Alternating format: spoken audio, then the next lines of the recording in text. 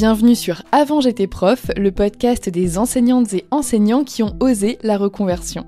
Un slogan qui correspond parfaitement à l'épisode du jour puisque je vais vous parler du programme 1, 2, 3 reconversion, 3 vidéos pour passer à l'action.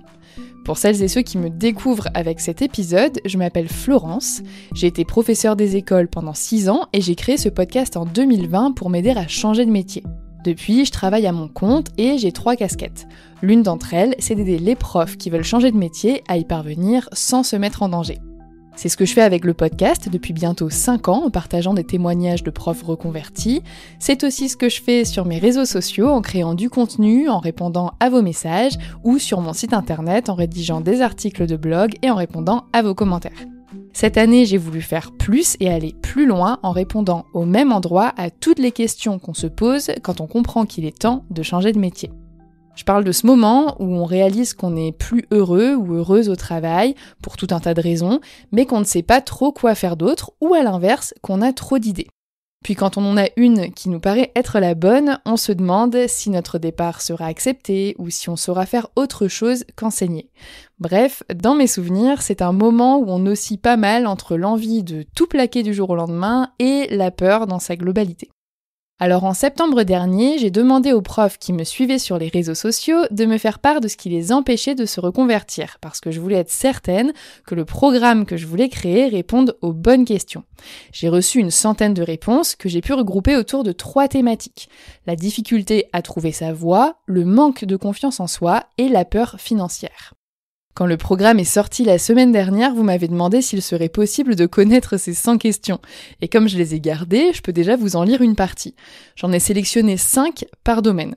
Pour tout ce qui est lié à l'orientation, au choix de carrière et au fait de trouver sa voie, j'ai notamment pu lire « J'ai peur de manquer d'énergie pour entreprendre ce chantier ».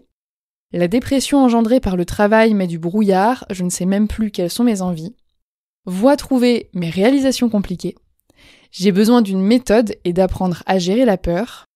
Ou encore, la difficulté de quitter le N et que ma demande ne soit pas acceptée. Pour tout ce qui est lié au manque de confiance en soi, on m'a dit « J'ai peur de faire une erreur, de ne rien trouver d'autre après, de ne pas faire le bon choix. J'ai peur que ça prenne plus de temps que prévu, mais c'est peut-être une appréhension plus qu'une peur. En dehors de mon métier de prof, je ne sais rien faire. J'ai peur d'échouer dans un milieu que de nombreuses personnes déconseillent et d'entendre « on t'avait prévenu ».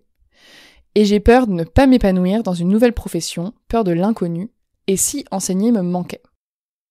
Pour finir, voici quelques exemples de réponses que j'ai reçues concernant le volet financier que de nombreuses personnes ont nommé le nerf de la guerre. L'envie de changer pour possiblement gagner plus et la peur de changer par peur de gagner moins. J'ai besoin de sécuriser l'après avant de me lancer. Je suis célibataire et je suis rassurée d'être fonctionnaire pour ça. La crainte que ma reconversion fasse prendre un risque à ma famille est un blocage. Et pour finir, le manque d'économie pour vivre et se former en même temps m'inquiète. Vous vous êtes probablement reconnu dans certains de ces questionnements. Il y en a plusieurs que j'ai moi-même traversés au moment de ma reconversion et je suis très loin d'être la seule. Mais j'avoue qu'avec tout le recul dont je dispose aujourd'hui, certaines phrases me font un peu mal au cœur. Vous l'aurez compris, le maître mot de tous ces questionnements, c'est la peur, et je suis vraiment contente de me dire que la plupart des réponses à toutes ces questions se trouvent à présent dans le programme 1, 2, 3 reconversion. Pour qu'il soit le plus complet possible, j'ai décidé de m'associer à 3 personnes qui connaissent le monde de la reconversion professionnelle sur le bout des doigts, en qui j'ai toute confiance et avec qui je travaille depuis déjà quelques années. Il y a d'abord Natacha Colbert, qui est l'autrice de Prof Évolution, le guide de la reconversion des profs. En tant qu'ex-prof ayant connu le burn-out, elle place la santé des enseignants au cœur de ses recommandations. J'ai eu la chance de participer à l'élaboration de la dernière édition de son livre et c'est comme ça que j'ai su qu'elle serait la personne idéale pour vous aider à vous poser les bonnes questions. Sa vidéo au sein du programme s'intitule donc « Quelles sont les bonnes questions à se poser pour trouver sa voie ?» Et en regardant cette vidéo, j'ai compris pourquoi j'avais mis 4 ans avant d'oser partir, puisque je ne me suis apparemment jamais posé les bonnes questions. Il y a ensuite Amandine Ruas, qui a été ma coach en reconversion en 2021 et qui m'a beaucoup aidé à prendre confiance en moi pour oser suivre ma voie. Il faut dire qu'en termes de confiance en soi, je partais d'assez bas. Des années plus tard, les clés qu'elle m'a données continuent de m'aider à élargir ma zone de confort. Et j'ai bien dit élargir et pas sortir de ma zone de confort, car l'idée ici, c'est pas de se faire du mal, mais d'avancer progressivement en sécurisant son projet. Et c'est valable autant pour moi que pour vous. Donc c'est en toute logique qu'elle a créé la seconde vidéo du programme intitulée « Comment booster sa confiance en soi pour réussir sa reconversion ». Elle y a inclus des temps de coaching que je vous invite à suivre pour passer de la théorie à la pratique. Et pour finir, il y a Caroline Escalier, une spécialiste des bilans de compétences et de la peur financière que j'ai rencontrée par le biais du podcast. Ça fait maintenant quelques années qu'elle a accepté d'adapter ses bilans de compétences aux besoins des enseignants et aux spécificités de l'éducation nationale, et elle fait un travail remarquable avec les profs qui me suivent.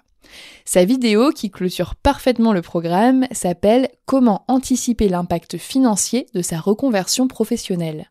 Elle y partage notamment 2 tableaux qui vous permettront de calculer le coût de votre reconversion afin de définir les risques réels liés à votre projet et de les séparer de certaines peurs qui peuvent vous empêcher d'avancer et qui parfois ne vous appartiennent même pas.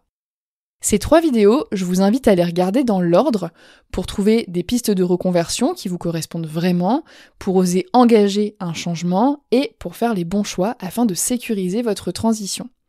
Parce que finalement, la différence entre les profs qui veulent se reconvertir et ceux qui se sont reconvertis, c'est d'avoir réussi à répondre à ces 3 questions. Quelles sont les bonnes questions à se poser pour trouver sa voie, comment booster sa confiance en soi pour réussir sa reconversion, et comment anticiper l'impact financier de sa reconversion professionnelle.